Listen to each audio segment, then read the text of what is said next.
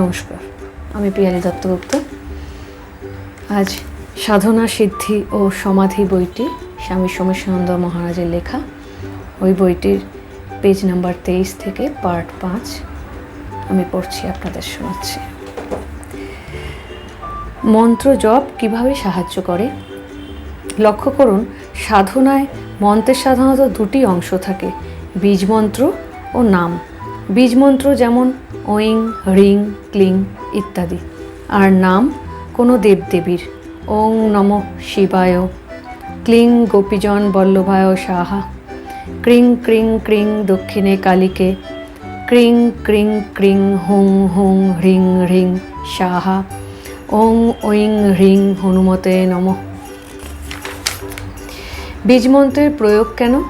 অন্তরের শক্তিকে জাগানো। এটা মূলত ধ্বন্যাত্মক, অর্থাৎ ধ্বনি বা শব্দমূলক। এক এক শব্দ এক এক রকম তরঙ্গ তোলে উচ্চারণ করলে। বর্ণগুলিকে লক্ষ্য করুন, ক উচ্চারণ করতে যতটুকু শক্তির দরকার হয়, খ বলতে তার চেয়ে বেশি শক্তি লাগে। এজন্য ব্যাকরণে অল্পপ্রাণ মহাপ্রাণ বর্ণ বলা হয়। আবার ক বর্ণ উচ্চারণে যে ধ্বনি তরঙ্গ ওঠে, চ বললে অন্যরকম তরঙ্গ ওঠে। সাধক রামাপ্রসাদের গানে আছে, কালী পঞ্চাশত বর্ণময়ী, বর্ণে বর্ণে বিরাজ করে, অর্থাৎ প্রতিটি বর্ণেই মা কালী বা শক্তি আছে। এবার আরেকটি বিষয় লক্ষ্য করুন, মেডিকেল সায়েন্সের মতে মন কাজ করে স্নায়ুগুলির মধ্য দিয়ে। অসংখ্য স্নায়ু আছে আমাদের শরীরে, বহু স্নায়ু যেন ঘুমিয়ে আছে, কারণ এগুলিকে আমরা সাধারণত কাজে লাগাই না। ফলে মনের সামান্য শক্তি ব্যবহার করি আমরা। এই অসংখ্য স্নায়ু যেন ময়লা জমা নর্দমা। নর্দমার মধ্য দিয়ে জোর করে জল ঢেলে দিলে পরিষ্কার হয়ে যায়, ময়লা বেরিয়ে যায়। মন্ত্রকেও এভাবে কাজে লাগানো যায়। মন্ত্র উচ্চারণ করে এই ঘুমিয়ে থাকা স্নায়ুগুলিকে সক্রিয় করা যায়। কিন্তু স্নায়ুর সংখ্যা তো কম নয়। এক একটা করে স্নায়ুকে এভাবে সক্রিয় করতে হলে অনেক সময় লাগবে। এজন্যে মুনি ঋষিরা বেছে নিলেন চক্রগুলিকে। মেডিকেল সায়েন্সের ভাষায় এগুলি প্লেক্সাস। অনেকটা ট্রেনের জাংশন স্টেশনের মতো এগুলি নার্ভের জাংশন স্টেশন, অর্থাৎ অনেক স্নায়ু ওখানে এসে মিলেছে, আবার এখান থেকে ছড়িয়ে পড়েছে। মুনি ঋষিরা পরীক্ষা করে দেখলেন কোন চক্রকে সক্রিয় করতে কোন ধরনের শক্তি লাগে। এই জন্যেই পরীক্ষা নিরীক্ষা করলেন।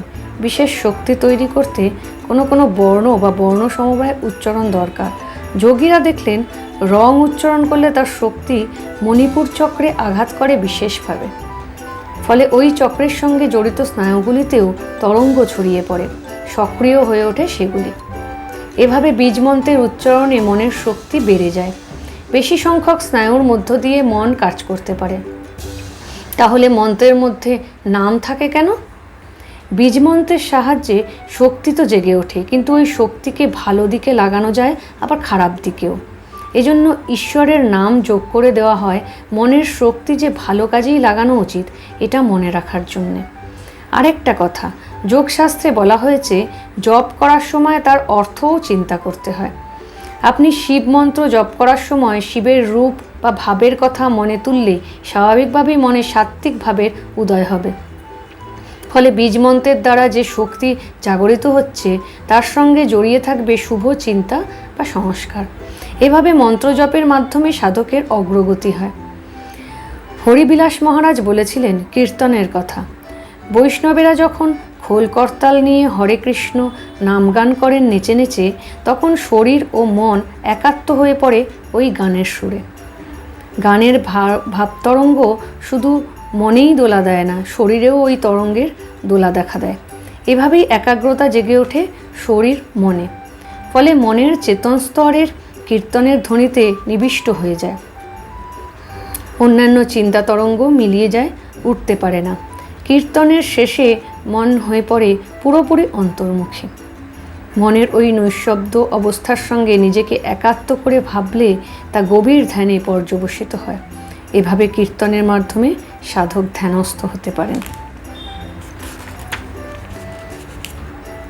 পার্ট 6। সাধনার প্রথম স্তরে কি কি সমস্যা দেখা দিতে পারে? মন শান্ত হচ্ছে না, এদিক ওদিক চলে যাচ্ছে। এমন সমস্যা তো আছেই, তবে এর চেয়ে বড় সমস্যা হলো যান্ত্রিকভাবে সাধনা করে যাওয়া। সকাল সন্ধে নিয়মিত বসছে, নির্দিষ্ট সংখ্যক মন্ত্র জপ করছে, প্রার্থনা, উপবাস, তীর্থযাত্রা ইত্যাদি সবই চলছে। বলছিলেন রামকৃষ্ণ মিশনের আত্মানন্দ মহারাজ, নিয়ম মেনে সব কিছুই চলছে, কিন্তু সবই যেন রুটিন মেনে। মনের স্পর্শ নেই, জীবনে রূপান্তর নেই, আচরণে পরিবর্তন নেই। সাধন ভজন করা তো পথ, মূল প্রশ্ন হলো লক্ষ্যের দিকে এগোচ্ছে কিনা, আধ্যাত্মিক অনুভূতি হচ্ছে কিছু কিছু, মন আগের চেয়ে শান্ত হচ্ছে, হৃদয়ের প্রথায় হচ্ছে, জীবনে ত্যাগ ও প্রেম দেখা যাচ্ছে। এবং এই পরিবর্তন শুধু সাধকের নিজের কাছেই নয়, তাকে দেখে অন্যেরা বুঝতে পারবে এই পরিবর্তনকে। বলে যেতে লাগলেন, তিনি নিজেকে পরীক্ষা করা দরকার। আধ্যাত্মিকতার তাগিদ রয়েছে তো অন্তরে। পুরনো জীবন ও চেতনার জায়গায় নতুন জীবন ও চেতনার উপলব্ধি হচ্ছে কি? প্রার্থনা, জপ, ধ্যান করার সময় আনন্দ পাচ্ছে কি, না বেগার খাটার মতো মনে হচ্ছে? এভাবে নিজের মূল্যায়ন করা দরকার। আসলে সাধন ভজন ঠিক হলে আধ্যাত্মিক জগতের প্রতি আকর্ষণ বাড়তে থাকবে, মানসিক শান্তি ও স্থিরতা বাড়বে। অনেকে আবার নীতিবাদকেই ধর্ম বলে মনে করেন। দেখুন, একজন নাস্তিকও নীতিবাদী হতে পারে। ভোর 4টের সময় ঘুম থেকে ওঠা, সত্যি কথা বলা, গরিবকে দান করা, এসব যে কেউ করতে পারেন। এটা দরকার। ধর্মের ভিত্তিতেও এই নীতিবাদ আবশ্যক। কিন্তু ধর্মের মূল কথা আধ্যাত্মিক চেতনা। এই চেতনা না জাগলে মানুষ নীতিবাদী হলেও আধ্যাত্মিক নয়। আধ্যাত্মিক চেতনার স্পর্শই নতুন দিগন্তের সন্ধান, নতুন সূর্যোদয়ের কিরণ। আমাদের অন্তরে যে এক গভীর সত্তা আছে, তার অনুভূতি হওয়াই আধ্যাত্মিক জীবনের শুরু। দৈনন্দিন জীবনের গভীরে যে এক মহাজীবন রয়েছে, তাকে খুঁজতে হবে। এই দৈহিক মানসিক সত্তার মধ্যে যে দিব্য সত্তা আছে, তাকে খোঁজার চেষ্টাই আধ্যাত্মিক সাধনা। সাধন জীবনে আরেকটি সমস্যা হলো সন্দেহ, তাত্ত্বিক দিক থেকে সন্দেহ। আধ্যাত্মিক অনুভূতি কি সত্যি অথবা মনের ভ্রম? আরেক ধরনের অবিশ্বাস, এতদিন ধরে সাধনা করেও কিছু পাচ্ছি না কেন? তৃতীয় ধরনের সন্দেহ, সাধন ভজনের ফলে জাগতিক জীবনে পিছিয়ে পড়ব না তো? প্রথমটি নিরর্থক। নিজের হাতে পরীক্ষা না করে বাতিল বা সন্দেহ করা বুদ্ধিমানের লক্ষণ নয়। দ্বিতীয় সন্দেহ আসে ভুল ধারণার ফলে। না পাওয়ার দোষটা নিজের নয় তো? স্কুল কলেজের পরীক্ষায় ফেল করে কি পাঠ্যপুস্তককে দোষ দেওয়া যায়? যদি ব্যর্থ হই, তবে ব্যর্থতার কারণ খোঁজা দরকার। তৃতীয় সন্দেহ অমূলক হলেও স্বাভাবিক। আধ্যাত্মিক সাধনায় যে শক্তির সঞ্চার হয়, তার সাহায্যে জাগতিক জীবনেও লাভ হয়। আচ্ছা মহারাজ, সাধন জীবনের প্রথম স্তরে অভ্যাস করার জন্য, মনকে শান্ত করার জন্য একটা সিলেবাস তৈরি করা যায় না? স্কুলে যেমন একই শিক্ষাসূচি অবলম্বনে ক্লাসের সব ছাত্রছাত্রী পড়ে, তেমনি শিক্ষাসূচি যদি সাধকদের জন্য করতে হয়, তবে আপনি কোন কোন সাধনা তার মধ্যে রাখবেন? জিজ্ঞেস করেছিলাম স্বামী প্রত্যয়ানন্দজিকে। অমরকণ্টকে দীর্ঘকাল সাধনা করেছেন তিনি। হাসলেন তিনি প্রশ্ন শুনে, বললেন, সাধারণভাবে কিছু হয়তো করা যায়, তবে ভালো হয় যদি প্রত্যেক সাধকের জন্য আলাদা আলাদা সাধন সূচি করা যায়। হিন্দু ধর্মে এত রকম পথ কেন? প্রত্যেকেই নিজের নিজের স্বভাব বা মানসিকতা অনুযায়ী সাধনা করুন। ধর্মে রেজিমেন্টেশন চলে না। তার্কিক মানুষের সাধনা পথ ও ভাবপ্রবণ মানুষের সাধন পথ এক হবে কিভাবে? মোটামুটি 4 রকম মানসিকতা দেখা যায় সমাজে। আবেগপ্রবণ মানুষ ভক্তিপথে সাধনা করতে পারেন। জপ, পুজো, প্রার্থনায় তিনি সুফল পাবেন তাড়াতাড়ি। বিচারপ্রবণ সাধক এগোতে পারেন জ্ঞান পথে, বেদান্তের অদ্বৈত পথে। যারা খুব কর্মপ্রবণ, তারা কর্মযোগের পথ নিলে সুফল পাবেন। আর যারা তত্ত্ববিশ্বাস, দর্শন নিয়ে মাথা না ঘামিয়ে নিজে পরীক্ষা করে দেখতে চান, প্রয়োগের মাধ্যমে সত্যকে অনুভব করতে চান, তাদের জন্য যোগমার্গ সহায়ক হবে বেশি। তবে মানুষ তো এভাবে শুধু বিচারপ্রবণ বা আবেগী নয়। এই জন্য 4 রকম পথে 2টি বা 3টি মিলিয়েও ব্যক্তি বিশেষের জন্য সাধনা পথ তৈরি করা যায়। এমন পথও আছে, যেমন তন্ত্রপথে এগোতে হলে ভক্তির সঙ্গে যোগের সমন্বয় দরকার। প্রত্যয়ানন্দজি বলতে থাকেন, প্রশ্ন করি, তাহলে কি ভক্তি বা জ্ঞান পথের সাধক ধ্যান করবে না? কারণ ধ্যান মূলত যোগমার্গের সাধনা। না না, তা নয়। তিনি বলেন, ভক্ত অভ্যাস করতে পারেন সমর্পণ ধ্যান বা ভক্তি ধ্যান। অন্তত স্মরণ মনন দিয়ে শুরু করলে তিনি একাগ্রতা, কনসেন্ট্রেশন সোপান অতিক্রম করে ধ্যানের মেডিটেশন স্তরে চলে যাবেন। বিচারপ্রবণ মানুষের জন্য সহায়ক হবে মহর্ষি রমণের আমি কে পদ্ধতি। সাক্ষী ধ্যানও সহজ হবে তার কাছে। কর্মপ্রবণ মানুষ অভ্যাস করতে পারেন চোখ খুলে ধ্যান। এ প্রসঙ্গে সুন্দর বলেছিলেন শম্ভু মহারাজ। রামকৃষ্ণ মিশনের দেওঘর আশ্রমে থাকতেন। ইংল্যান্ডের মানুষ, মিশনে যোগ দেওয়ার আগে খ্রিস্টান ছিলেন। সব সময় হাসি মুখ, সবার সঙ্গে আন্তরিক ব্যবহার। তিনি বলেছিলেন, প্রত্যেক সাধকেরই নিজস্ব ধারা থাকলেও একটা সমন্বয় দরকার। মনে করো তুমি বিচারপ্রবণ মানুষ, সাধন পথে জ্ঞানমার্গকে তুমি প্রধান বা মুখ্য সাধনা হিসাবে অভ্যাস করলেও ভক্তি, যোগ ও কর্মমার্গের উপাদানও নিজের মধ্যে রাখো। মানে জ্ঞানটা যেন তোমার অনার্স পেপার, আর ভক্তি, যোগ, কর্ম হলো 3টে পাস পেপার। এই সমন্বয় থাকলে একঘেয়ে ভাব আসে না। এর সঙ্গে মনটাও উদার থাকে। শরীর ও মনের গভীরে যে আমি বোধ রয়েছে, যে সত্তা নিষ্ক্রিয় ও নিরাসক্ত হয়ে শরীর মনের ভিতরে ও বাইরে দেখছে, সেই বোধই যে তোমার গভীরতর সত্তা, সেটা অনুভব করো ধ্যানের মাধ্যমে। যোগমার্গ তোমাকে সাহায্য করবে এ বিষয়ে। আর জ্ঞান বিচারে একেই অনুভব করো স্থির সত্তা হিসাবে, সবকিছু দ্রষ্টা রূপে। আবার ভক্তি ও প্রার্থনার মাধ্যমে আত্মসমর্পণ করো ভগবানের কাছে, তাকে অনুভব করো সর্বত্র সবার মাঝে। এভাবে জ্ঞান, ভক্তি, যোগের সমন্বয় আসবে তোমার জীবনে। কিন্তু এই সাধনার মূল্যায়ন দরকার কর্মের মাধ্যমে। দৈনন্দিন জীবনে কি দিব্যসত্তার প্রকাশ ঘটেছে তোমার আচরণে? কিন্তু শুরু কোথা থেকে করব, কিভাবে করব? হাসেন তিনি। যে কোনো জায়গা থেকেই শুরু করতে পারো। রত্নাকর শুরু করেছিলেন মরা মরা জপ করে।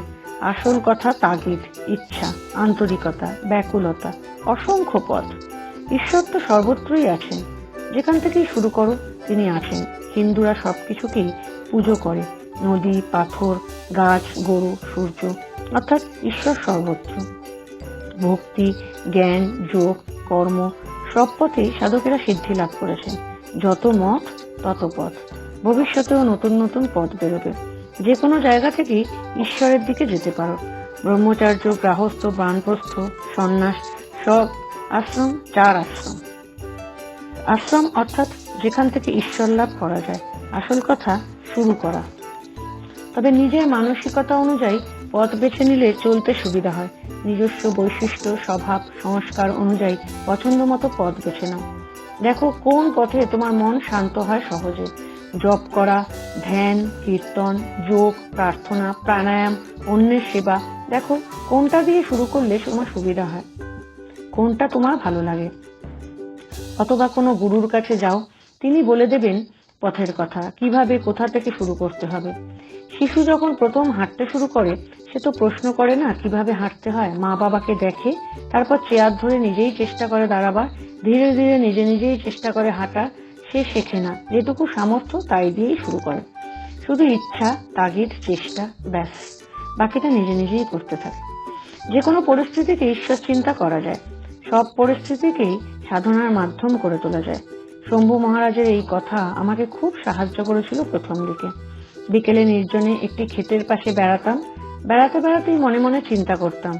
চোখ আর মনের মাধ্যমে এই দৃশ্যকে অনুভব করছি। জমি, ফসল, আকাশ, গাছ দেখছি। চোখ ও মন তাদের সীমিত শক্তি দিয়ে এইগুলি দেখছে। চিন্তা ভাবনার একটি বিশেষ প্রেম বা কাঠামোতেই এগুলির অনুভব হচ্ছে। চোখ মনের শক্তি অনেক বেড়ে গেলে হয়তো অন্য রূপে এসবের অনুভব হতো। তাহলে এই গাছ, পথ, আকাশের আসল রূপটা তো আমার ধরাছোঁয়ার বাইরে। এর অর্থ এগুলিকে দেখছি সিনেমার মতো। সিনেমার মতোই আলো ছায়ার খেলা এসব। এভাবে বেড়াতাম ধীরে ধীরে পা ফেলে। আর দৃশ্যগুলিকে দেখার সময় ভাবতাম এগুলি সিনেমার মতো। কিছুক্ষণের মধ্যেই যেন মন শান্ত হয়ে যেত। চলছি আশেপাশের বিষয়গুলির ব্যাপারে সচেতন, অথচ মনে চিন্তা থাকতো না। মন শান্ত হয়েও সব বিষয়ে সচেতন থাকতে পারে, এটা বুঝতে পেরেছিলাম। খুব ছোট বয়সে, তখন ক্লাস 3 কিংবা 4-এ পড়তাম। কখনো কখনো এক অদ্ভুত অভিজ্ঞতা হতো। চুপচাপ একা বসে আছি, হঠাৎ মনের মধ্যে প্রশ্ন ওঠে আসতো, আমি কে? আমার ইচ্ছায় নয়, নিজে নিজেই এই প্রশ্ন চলতে থাকতো মনের মধ্যে। 1-1.5 মিনিটের মধ্যে অদ্ভুত অভিজ্ঞতা। আমার অস্তিত্ব যেন শূন্যে বিলীন হয়ে যাচ্ছে, নিজেকে খুঁজে পাচ্ছি না। ভয় পেতাম তখন, ভাবতাম যে আমি কি পাগল হয়ে যাব? মাথার উপর ব্রহ্মতালুতে কয়েকবার চাপড় মারতে থাকলে সেই ভাব কেটে যেত। তখন ভয় হতো, আবার আনন্দও হতো। নিজের হাত দেখতাম, পা দেখতাম, ভাবতাম এটাই কি আমি? এই অভিজ্ঞতা নিজে নিজেই হতো, কিছু বুঝতে পারতাম না, কাউকে বলিনি এই ব্যাপারে। এই অভিজ্ঞতাকে তখন আধ্যাত্মিক বলে ব্যাখ্যা করার চেষ্টা করিনি, কারণ বিষয়টা কি তা বুঝতে পারতাম না। নিজের অস্তিত্ব, নিজের শরীরকে মনে হতো আলো ছায়ার খেলা। আবার সন্দেহ হতো, এই পাগলামি নয় তো? বহু বছর বাদে তখন রামকৃষ্ণ মিশনে চলে এসেছি। আসানসোল শাখায় শরৎ মহারাজকে প্রশ্ন করেছিলাম এই বিষয়ে। তিনি বলেছিলেন, গত জন্মের আভাস বিভিন্নভাবে বোঝা যায়, নিজের অজান্তে সচেতন না থাকলেও। এমনকি বহু লোকের ভিড়ের মধ্যে থাকলেও এরকম অনুভূতি আসে বহু সাধকেরই। গোড়ার দিকে তারা বুঝতে পারেন না এর অর্থ। অনেকের তো বিশ্বাসই হয় না। হঠাৎ এক নতুন জায়গায় গিয়ে মনে হয় এটা তো খুবই পরিচিত জায়গা, আমি এখানে থাকতাম। কিংবা কোনো অপরিচিত মানুষকে দেখে মনে হয় খুবই চেনা মানুষ। কোথাও গিয়ে গানের একটা লাইন শুনে সবকিছু বদলে গেল মনের মধ্যে।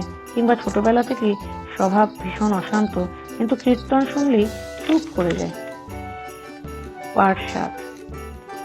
আচ্ছা, তন্ত্র সাধনাও কি শুরু করতে হয় জপ ধ্যান দিয়ে? মনকে শান্ত করার উপরেই জোর দেওয়া হয়? জিজ্ঞাসা করেছিলাম তা আনন্দ অবধূতজিকে। দেখা হয়েছিল কামাক্কা পাহাড়ে, তান্ত্রিক, কিন্তু কপালে বড় টিপ, গলায় রুদ্রাক্ষ, বড় চুল, কালো বা লাল কাপড় এসব কিছুই নেই। খুবই সাধারণ পোশাক, সাদা, তবে কয়েকদিনের ব্যবহৃত, একটু ময়লা, চোখ দুটি খুবই উজ্জ্বল। তা আনন্দজি উত্তর দিয়েছিলেন, সাধনা শুরুতে মনকে শান্ত করার উপর জোর দেন যোগীরা।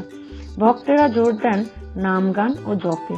জ্ঞান মার্গের সাধকেরা শুরু করেন বিচার দিয়ে, আর কর্মযোগীরা শুভ কর্মের সাহায্যে। তন্ত্রমার্গেও নানান সাধনা পদ্ধতি আছে। গুরুর নির্দেশে আমি শুরু করেছিলাম পূজা ও মন্ত্র জপ দিয়ে। পূজা সাহায্য করে বাইরের বস্তুর মাধ্যমে মনকে একাগ্র করতে। মন্ত্র জপের মাধ্যমে সরাসরি আসে মানসিক একাগ্রতা।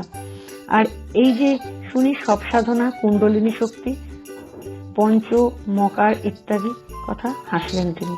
এগুলি আসে পরে। প্রথমে মনের শক্তি বৃদ্ধির উপর জোর দেওয়া হয়, পরবর্তী পদক্ষেপে জোর করা হয় মনের দুর্বলতাগুলিকে। তারপরে এই শক্তিকে টিউনিং করা হয় মহাশক্তির সঙ্গে। এটাই সাধনার প্রথম স্তর। এসব কি শ্মশানে গিয়েই করতে হয়? প্রশ্ন করি তাকে। নির্জন জায়গা চাই। শ্মশানে না যেতে পারলে অন্য নির্জন কোথাও গেলেও চলে। আপনি যদি গান শিখতে চান বা পড়া করতে চান, শান্ত পরিবেশ দরকার। সাধনা করতে হলেও এটা চাই। কিন্তু অনেকে যে বলে পাহাড়ের জঙ্গলে যাবার দরকার নেই, শহরে ভিড়ের মধ্যে থেকেও সাধনা সম্ভব। হাসলেন তিনি। কেউ যদি তা পারে তবে তো খুবই ভালো। নিজে পরীক্ষা করে দেখলেই হয় কোন পরিস্থিতিতে সাধন ভজন সহজ হয়, নির্জনে না কোলাহলের মধ্যে। আমি সাধারণ মানুষ ছিলাম, তাই রাতে পুকুর পাড়ে চলে যেতাম। 2-1 বছর পর শ্মশানে গিয়ে সাধনা করতাম। কি করতেন? প্রথম অবস্থায় কিভাবে করতেন সাধনা? আমি অধৈর্য হয়ে জিজ্ঞাসা করি। পুকুর পাড়ের এক কোনায় বসে আগে পুজো করতাম। ঘটে বেলপাতা দিয়ে পুজোর বিভিন্ন অঙ্গ। সার্বজনীন কালী পুজোয় দেখেছেন নিশ্চয়ই। যতটা সম্ভব ভক্তি এনে আন্তরিকভাবে পুজো করতাম মাটির উপর। এতে সাহায্য হতো মন চারিদিক থেকে টেনে এনে ইষ্টে একাগ্র করতে। পুজো শেষ হলে চোখ বন্ধ করে এক মনে জপ করে যেতাম। ওই সঙ্গে ইষ্ট আদ্যাশক্তিকে কল্পনা করতাম। বাড়িতে নিজের ঘরে বসে হয় না? কেন হবে না? এটা নির্ভর করে সাধকের ওপর, তিনি কতটা করতে পারেন, তার শক্তি কতটা। তবে আমার অভিজ্ঞতা হলো বাড়িতে করতে হলে ছাদে বসে সাধনা করলে সুবিধা হয়। মাথার ওপর খোলা আকাশ, বিশাল অসীমের প্রভাব সাহায্য করে। প্রথম অবস্থাতেই কি কুণ্ডলিনী শক্তি জাগে? কিছুক্ষণ চুপ করে রইলেন তারানন্দজি। তারপর বললেন, কুণ্ডলিনী শক্তি যে শুধু সাধনাতেই জাগে তা নয়, খুব ভয় পেলে, অসীম আনন্দে, চরম হতাশায়, তীব্র মানসিক ধাক্কাতেও জেগে ওঠে। এরকম আকস্মিকভাবে যেমন জাগে তেমনি নিচেও চলে যায়। কারণ এর জাগরণ সাধক সচেতনভাবে করছেন না বলে তার নিয়ন্ত্রণ থাকে না। এই শক্তি তন্ত্রেই জাগরণ করা হয় সচেতনভাবে, ভক্তির তীব্র আকুলতা দিয়ে। যোগমার্গেও এটা করা যায়, শ্বাস প্রশ্বাসের গতিকে নিয়ন্ত্রণ করে। চক্রের উপর একে জোরালোভাবে সক্রিয় করার মাধ্যমে। সাধনার সময় আপনার কিরকম দর্শন হতো? কৌতূহল নিয়ে প্রশ্ন করে থাকে। প্রথম অবস্থায় নানা রকম দর্শন বা অনুভব হলেও এর উপর বেশি গুরুত্ব দিতে নেই। এ সময় মনের গভীর স্তর থেকে নানা রকম অভিজ্ঞতা আসতে পারে, তবে কোনটি কিসের লক্ষণ তা বোঝার অবস্থায় থাকে না নবীন সাধক। সে তার পড়া বা শোনা কোনো কিছুর মাধ্যমেই নতুন দর্শনকে ব্যাখ্যা করতে চায়। প্রকৃত আধ্যাত্মিক অনুভূতিকে মন দিয়ে ব্যাখ্যা করতে হয় না, হৃদয় তখন বুঝিয়ে দেয় কি হচ্ছে। তখন যুক্তি বা ব্যাখ্যা নয়, সরাসরি দর্শন ও অভিজ্ঞতা আসে, যে বিষয়ে সন্দেহ থাকে না। তবে একটা কথা বলি, নবীন সাধকের যে কোনো রকম দর্শনই হোক না কেন, এর ফলে তার মনে যদি আনন্দ হয়, যদি আধ্যাত্মিক জীবনে আরো এগিয়ে যাবার ইচ্ছা হয়, তবে দর্শনটি মঙ্গলময়। বললেন তা আনন্দজি। তবে কি শুধু ভালো দর্শনই হয়, আনন্দের অভিজ্ঞতাই হয়? না, এমন অভিজ্ঞতাও হতে পারে যার ফলে সাধক ভয় পেয়ে যান। আবার ভয় পেলেই যে এটা কাল্পনিক দর্শন তা নয়। নানা রকম অভিজ্ঞতা উপলব্ধির মধ্যে দিয়ে যেতে হয় সাধককে। এই জন্যই সঙ্গে গুরু বা কোনো উচ্চতর সাধক থাকা দরকার। তিনি বুঝিয়ে দেন, সাহায্য করেন। এ সময় সাধনা মানেই তো নতুন পথে যাওয়া, অজানা অচেনা জগতে প্রবেশ করা। রোডম্যাপ সবসময় সাহায্য করে না, গাইড চাই। তন্ত্র সাধনার উদ্দেশ্য তো শক্তির জাগানো, মহামায়ার কৃপালাভ করা। আপনি কিভাবে এটা করেছেন? প্রশ্ন করি। হাসলেন তিনি। শক্তি তো সবসময়ই জাগ্রত। এক ঘোর বিষয়ের মধ্যে কুণ্ডলিনী শক্তি পুরোপুরি ঘুমিয়ে নেই। তার মধ্যে এই কাজ করছে বিভিন্ন বিষয় নিয়ে, নানা দিকে ছড়িয়ে পড়ছে তার শক্তি। সাধনার এই শক্তিকে একাগ্র করতে হয়, কোনো বিশেষ বিষয়ে ফোকাস করতে হয়। আর মহামায়ার কৃপা, তার কৃপা তো সবসময়ই আছে, বইছে সাধনার মাধ্যমে। তপস্বী নিজের শক্তিকে একাগ্র করে মহাশক্তির সঙ্গে টিউনিং করেন। আপনি যা চান সবই এই ব্রহ্মাণ্ডে, মহাকাশে আছে। নানান তরঙ্গের রূপে এরা আছে। আপনি নিজের মনের তরঙ্গকে ব্রহ্মাণ্ডের কোনো বিশেষ তরঙ্গের সাথে টিউনিং করলে কাজ শুরু হয়ে যায়।